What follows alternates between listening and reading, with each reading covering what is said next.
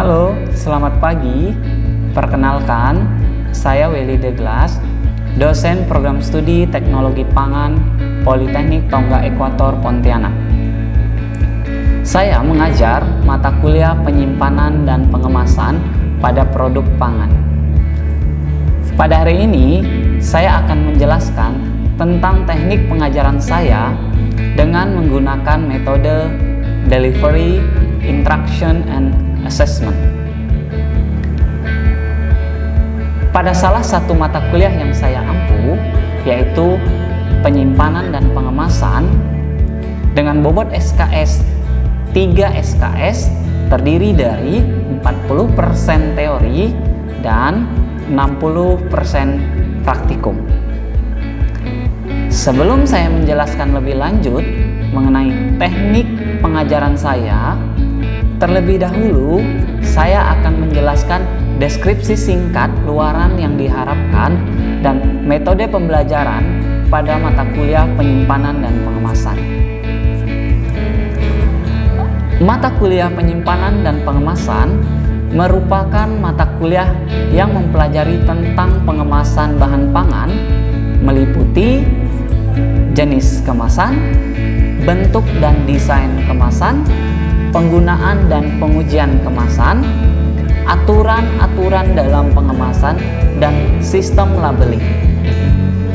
Selain itu, mata kuliah ini juga membahas mengenai penyimpanan yang meliputi penyimpanan biji-bijian, umbi-umbian, dan hortikultura, serta daya simpan produk pangan. Setelah menyelesaikan mata kuliah ini, diharapkan mahasiswa dapat mengetahui pengertian dari kemasan, sejarah dari kemasan, peranan dan fungsi dari kemasan, jenis-jenis kemasan, masalah yang ada di dalam kemasan, serta siklus pengadaan bahan pangan dan labelisasi.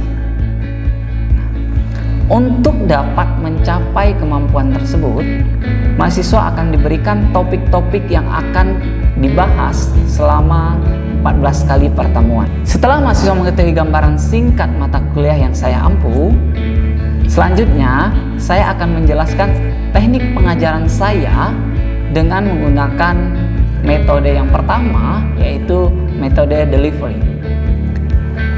Bagaimana saya menyampaikan perkuliahan kepada mahasiswa dengan menggunakan metode textbook yang berjudul Pengemasan dan Penyimpanan Bahan Pangan. Mahasiswa akan membahas terkait materi-materi yang saya berikan secara berkelompok. Kemudian mereka akan mempresentasikan secara individu di pertemuan perkuliahan saya. Saya yakin dengan metode ini akan lebih efektif karena mahasiswa dipaksa untuk menjadi lebih mandiri dan pemahaman materi perkuliahan akan terlihat setiap minggunya. Teknik yang kedua yang saya gunakan adalah interaction. Bagaimana saya berinteraksi dengan mahasiswa dalam perkuliahan saya. Ada beberapa media komunikasi yang saya gunakan di dalam kelas. Saya mendorong mahasiswa untuk berperan aktif, untuk bertanya, mengumumkan pendapat, agar proses belajar mengajar berjalan dengan komunikatif. Dan saya juga menggunakan media WhatsApp dan Edmodo sebagai sarana untuk diskusi di luar jam kelas perkuliahan saya.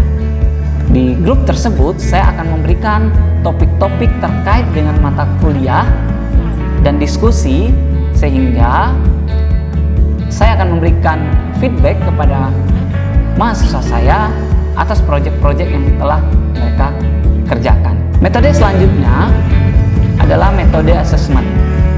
Saya menilai mahasiswa pada pertemuan pertama kuliah. Saya sudah sampaikan kepada mahasiswa terkait dengan kontrak perkuliahan yang telah disepakati antara pengajar dan mahasiswa. Dalam kontrak perkuliahan tersebut, memuat cara saya menilai dan bobot penilaian saya terhadap mahasiswa, sehingga mahasiswa dapat dipastikan tahu lebih awal terkait penilaian. Diharapkan bisa membuat strategi agar perkuliahan mereka bisa berjalan dengan lancar dan mendapatkan nilai yang memuaskan. Berikut adalah contoh skema penilaian yang saya sampaikan kepada mahasiswa. Selanjutnya, saya akan memberikan cuplikan pengajaran saya pada mata kuliah penyimpanan dan pengemasan secara online. Oke, apakah share screen saya sudah terlihat? Sudah, Pak. Oke, baik. Selamat pagi semuanya. Selamat pagi, Pak. Selamat pagi, Pak. Pagi, Pak. Pagi, Oke, Pak. baik. Gimana kabarnya hari ini? Baik, Pak. Baik. Puji Tuhan, baik, Pak. Baik, Oke, Pak. baik. Nah, untuk pertemuan kita kali ini, kita akan membahas mengenai teknologi pengemasan dan penyimpanan pada produk pangan. Ya, jadi nanti saya akan jelaskan sejarah berkembangnya pengemasan dan teknologi penyimpanan suatu produk makanan. Nah, yang kita ketahui bahwa saat ini produk makanan itu sangat-sangat luar biasa sekali perkembangannya. Nah, dengan adanya produk kemasan yang produk makanan yang cukup berkembang, sehingga menuntut kita untuk menentukan cara simpannya ataupun bentuk kemasannya, gitu ya. Jadi kemasannya juga sekarang bervariasi sekali. Nah, cuman yang harus Anda tahu bahwa memang saat ini bentuk kemasan dan jenis kemasan itu banyak sekali. Ya, nanti kita akan lihat sekilas terkait dengan apa itu definisi kemasan, seperti apa kemasan yang baik, apa fungsi dari kemasan. Nah, itu yang akan kita bahas nanti. Kemudian setelah dikemas, bentuk penyimpanannya seperti apa, begitu ya. Kemasan itu dari zaman dulu itu sudah ada, ya. Nah, ini dari zaman dulu tuh sudah ada. Nah, sebelum dia ke kemasan tradisional, ternyata dari alam pun kemasan itu sudah ada, ya. Cuman tanpa kita sadari perkembangannya saat ini itu sangat pesat sekali. Nah, makanya dapat kita lihat bahwa zaman dulu kemasan itu yang ada di alam itu seperti selendang, sekam, kulit buah, sabut dan tempurung kelapa, kulit cangkang, kacang-kacangan dan lain sebagainya. Itu sudah menjadi kemasan, ya, sudah menjadi kemasan yang tanpa kita ketahui. Kayak selendang, ternyata karena sifatnya itu adalah melindungi atau membungkus, begitu. Nanti kenapa ini disebut dengan kemasan? Nah, nanti kita akan lihat dari definisi atau pengertian dari kemasan itu sendiri. Jadi dari dulu tuh sudah ada. Nah, berkembanglah kemasan tersebut, berkembang ke perkembangannya seiring dengan peradaban manusia. Ya, manusia semakin banyak tahu, kemudian sebagian banyak tahu tentang pemanfaatan bahan dari alam digunakan kemasan dan sampai saat ini. Makanya dikategorikan ada kemasan tradisional, ada kemasan modern. Nah, beberapa kemasan tradisional ya yang biasa kita temui yaitu kemasan misalnya kemasan dari bambu, itu juga ada kemasan dari bambu biasanya ya. Kalau untuk masak apa kayak di daerah-daerah itu ada kemasan yang memang ambil kulit bambunya dijadikan kemasan. Kulit pohon, daun yang beberapa yang dianyam itu, nah itu akan menjadi sebuah kemasan. Ya, dan lain sebagainya, rongga batang pohon, batu dan gebah. Ternyata batu juga ada. Mungkin di zaman dulu tuh ada batu yang membentuk gelas begitu, ya, membentuk gelas. Nah, itu juga akan disebut kemasan karena dia sifatnya melindungi. Begitu. Nah, itu yang disebut dengan kemasan tradisional. Kemudian kemasan tradisional juga berkembang. Terus berkembang. Berkembangnya karena apa? Berkembangnya karena adanya suatu produk-produk makanan yang memang lebih ke arah kekinian begitu. Ya, mungkin berkembangnya ke kemasan modern, bahan yang tradisional susah ditemukan begitu ya. Nah, kemudian dia lebih gampang misalnya ditemukan bahan yang modern dibanding dengan bahan tradisional. Dari segi biaya mungkin, nah itu banyak pertimbangannya. Nah, sehingga timbullah faktor penyebab berkembangnya kemasan modern ini. Yang pertama, pola hidup masyarakat berubah. Nah, kayak sekarang misalnya, kayak lebih simpel gunakan kemasan karton deh begitu daripada daun pisang, nyarinya susah misal begitu bagi yang menggunakan kemasan. Nah, kemudian meningkatnya industri. Nah, industri kalau membuat produk kan dalam jumlah yang sangat banyak. Jadi kalau dia membuat produk dalam jumlah yang sangat banyak, misalnya dia menggunakan kemasan tradisional, itu bisa saja. Tetapi apakah mampu memenuhi begitu loh? Apakah tercukupi untuk perusahaan tersebut, untuk industri tersebut? Ya. Kemudian dengan adanya riset-riset dari biar lebih ke riset ke industri atau kemajuan impact teknologi, nah makanya berkembang lagi, seharusnya menggunakan ini tuh bisa. Nah, kemudian faktor berikutnya berkembangnya fungsi pengemasan. Jadi fungsi dari kemasan ini juga semakin hari semakin berkembang. Ada yang mau simple tapi menarik, ada yang mau kalau kemasan tradisional tuh tidak bisa komunikatif. Kalau kemasan yang modern itu dia komunikatif, ada gambarnya, ada komposisinya, ada berat produknya, cara penggunaannya, umur simpannya. Dia bisa bisa komunikatif lah kemasannya. Nah, fungsinya justru lebih menarik dibanding tradisional, begitu ya. Oke, nah itu berkembangnya sejarah dari kemasan. Nah, sehingga mau nggak mau kita juga harus mengetahui sekarang ini kemasan tuh seperti apa sih, modelnya seperti apa sih yang harus kita lakukan begitu. Nah, menjelaskan kepada Anda definisi mengenai kemasan.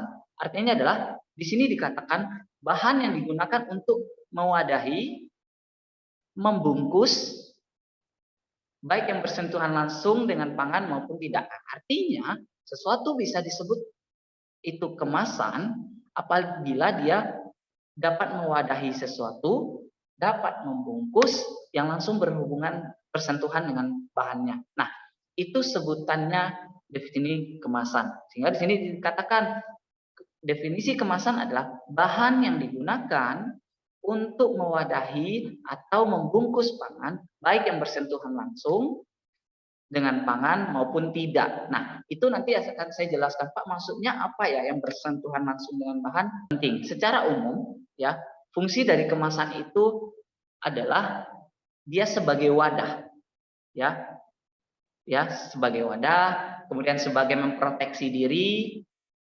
dirinya, mempertahankan produknya. Kemudian paling penting adalah sebagai media promosi. Nah, jadi kemasan sekarang perkembangannya dia menjadi media promosi dan itu sangat sangat efektif sekali. Kemudian mempermudah dalam proses transportasinya. Jadi kalau sudah dikemas, Anda bayangkan saja kalau produk Indomie ya atau produk Indofood kalau tidak dikemas kemudian dikirim misalnya dari pabrik ke tempat tokonya atau ke tempat ini, nah gimana kalau tanpa kemasannya? Nah, itu pasti tidak akan bisa terproteksi. Ada beberapa syarat yang biasanya sangat diperhatikan dalam sebuah kemasan, itu harus memenuhi beberapa persyaratan. Nah, kita nanti juga akan masuk komposisi apa saja yang ada di dalamnya. Nanti pertemuan selanjutnya kita akan membahas itu. Tetapi fungsi yang harus dipenuhi yang pertama adalah dia mempunyai kemampuan atau daya membungkus yang baik, ya. Nah, jadi kemasan itu harus punya kemampuan atau daya membungkus yang baik, ya, sehingga dia dalam proses pengangkutan atau dalam proses pendistribusian itu dia lebih mudah. Jadi makanya bentuk kemasannya itu semua kalau bisa petak, tidak dalam segitiga dan lain sebagainya. Kenapa? Biar penumpukannya itu lebih mudah. Nah, kemudian kemasan juga harus mempunyai kemampuan untuk melindungi isinya dari berbagai risiko. Misalnya ya dari panasnya udara. Nah, itu juga harus diperhatikan dari cahaya matahari langsung ya, kemudian dari bau-bau produk-produk yang lainnya. Nah, makanya penyimpanannya juga berpengaruh.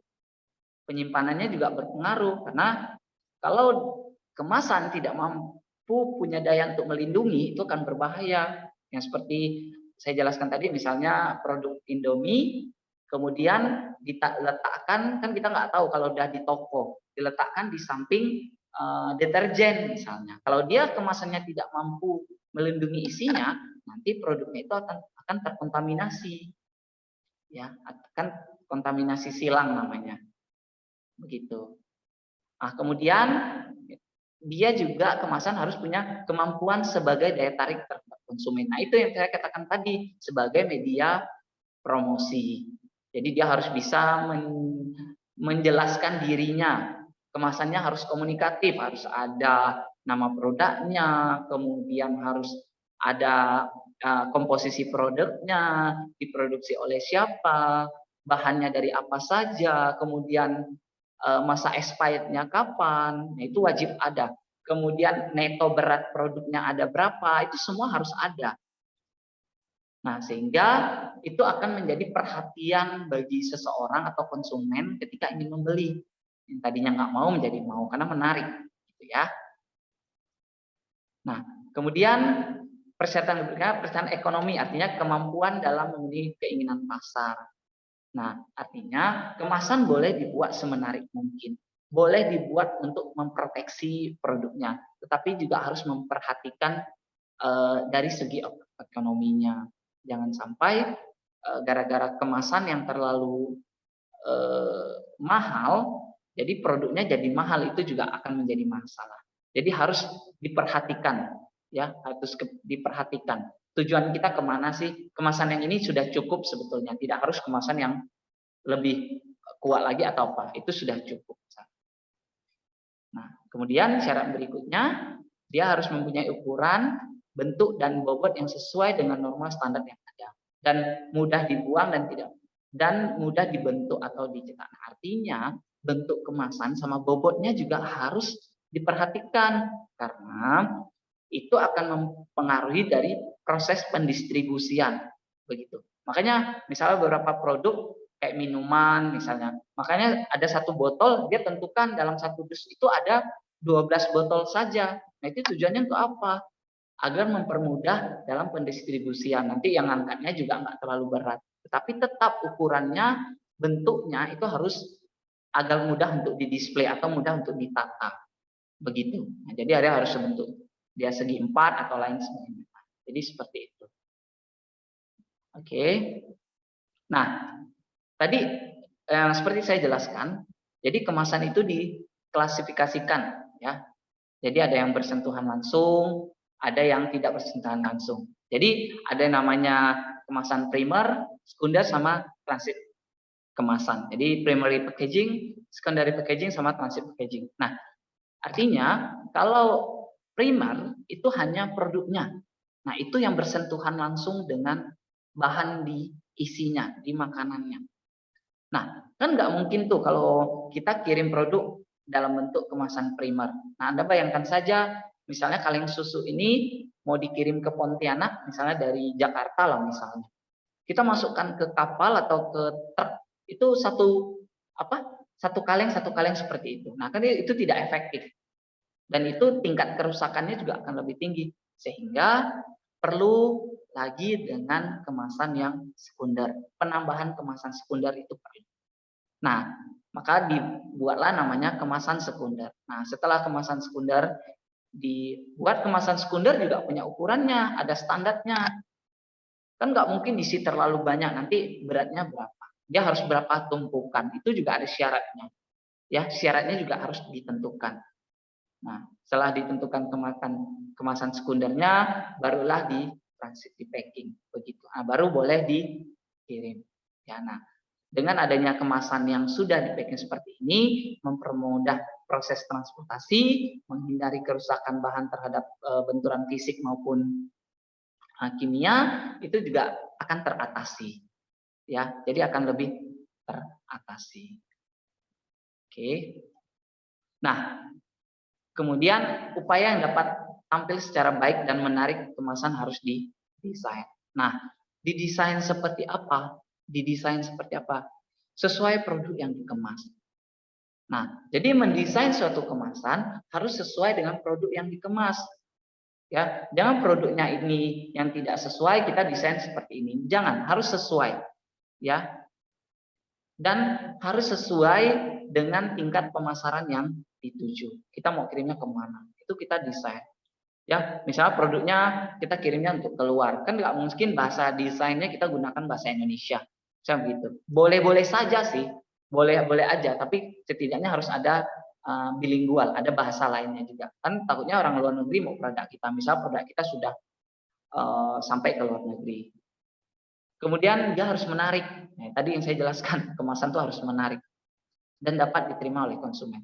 Nah, saya yakin Anda di sini pasti sudah tahu kemasan yang menarik itu seperti apa dan cara mendesain itu seperti apa. Nanti kita ada di praktikum kita juga untuk mendesain kemasan.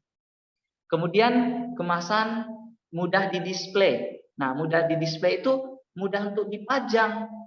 Ya, jangan bikin kemasan yang segitiga lancip di bawahnya, misalnya gitu. Dipasang berdiri aja itu nggak bisa. Jadi kalau bisa kemasannya harus bisa berdiri dengan baik, begitu.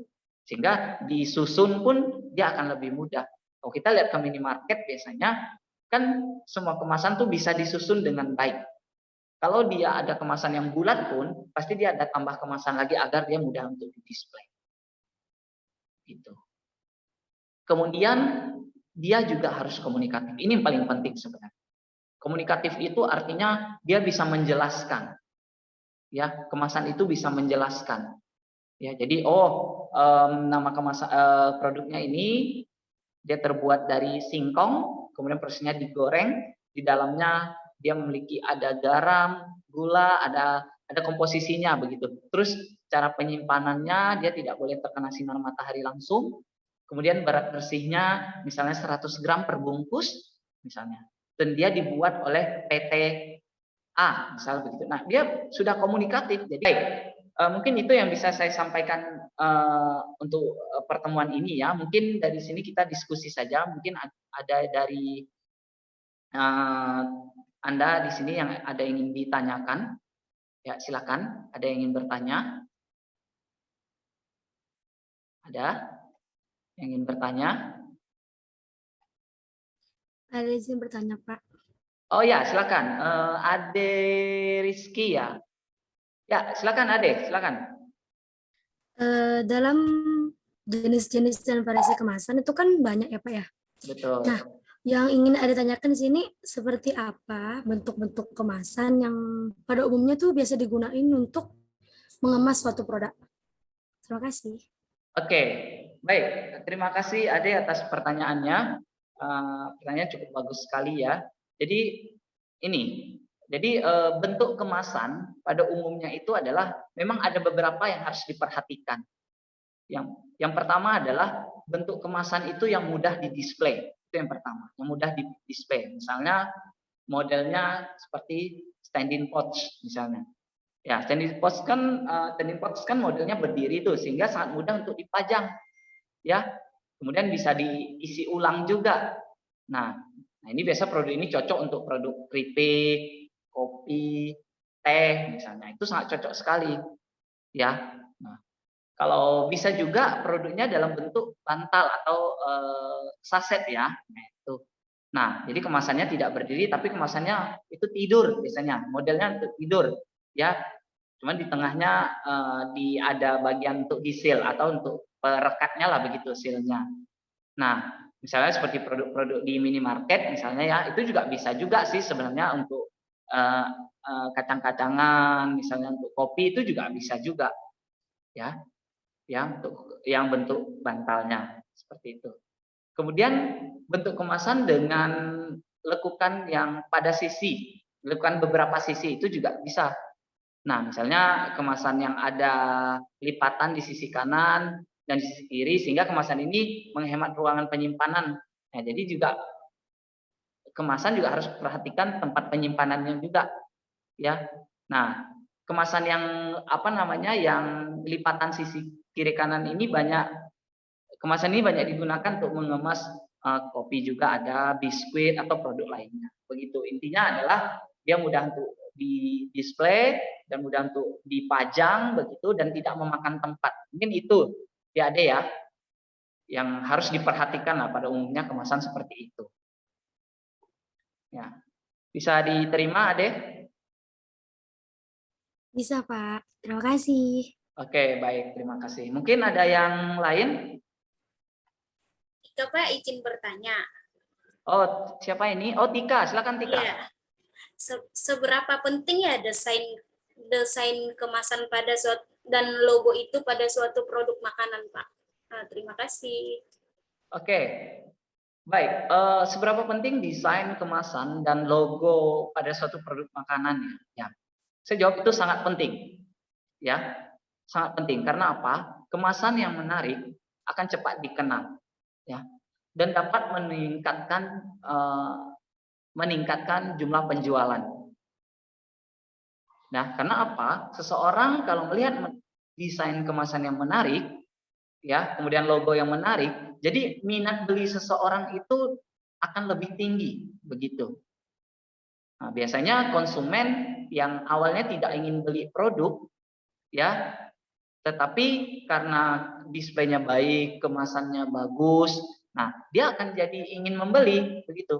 Ingin membeli, padahal dia belum tahu rasanya apa loh ya, dia belum tahu rasanya seperti apa. Tapi kalau lihat dia menarik, ya, kemasannya, logonya juga bagus dan cukup komunikatif, nah itu akan menggugah si minat beli seseorang. Jadi sangat penting sekali menurut saya, ya, sangat penting sekali. Makanya produk yang biasa-biasa saja, ketika kemasannya itu bagus, menarik dan komunikatif, itu akan meningkatkan minat beli seseorang. Ya, karena biasanya konsumen akan lihat, bagus ya warnanya, sesuai dengan warna keinginan saya, misalnya begitu. Jadi rasa ingin membelinya tuh menjadi yang tidak ada akan menjadi ada. Begitu ya, Tika. Jadi sangat penting sekali, ya, sangat penting sekali. Ada lagi yang ingin ditanyakan? Oke, kayaknya serius sekali ya wajahnya ya ini ya. Oke, kalau tidak ada lagi, kalau gitu saya yang bertanya ya. Saya bertanya, saya mau bertanya kepada siapa ya? Saya coba ke Wisnu ya. Saya lihat Wisnu dari tadi aktif terus ya. Saya akan bertanya kepada Wisnu. Oke, Wisnu, apakah suara saya bisa didengar dengan jelas? Jelas sekali, Pak. Oke, baik, Wisnu. Menurut Wisnu, kemasan itu kan punya fungsi dan kegunaannya. Nah, kalau menurut Wisnu nih, secara umumnya apa sih fungsi dan kegunaan dari kemasan ini? Kalau menurut penjabaran Wisnu? Ya. Baik, terima kasih atas pertanyaannya, Pak. Seperti yang sudah Bapak jelaskan di slide tadi, bahwa fungsi atau kegunaan dari kemasan yang pertama itu sebagai wadah penyimpanan, penataan, ataupun sebagai wadah transportasi seperti kita ketahui transit packaging. Habis itu memberi proteksi dan perpanjangan daya tahan pangan agar terhindar dari kerusakan secara yang pertama fisik, yaitu mekanikal dan cahaya. Yang kedua kimiawi, yaitu permeasi gas dan kelembapan atau uap air. Yang ketiga biologi, yaitu mikroba dan kapang. Yang terakhir, sebagai media promosi dan informasi.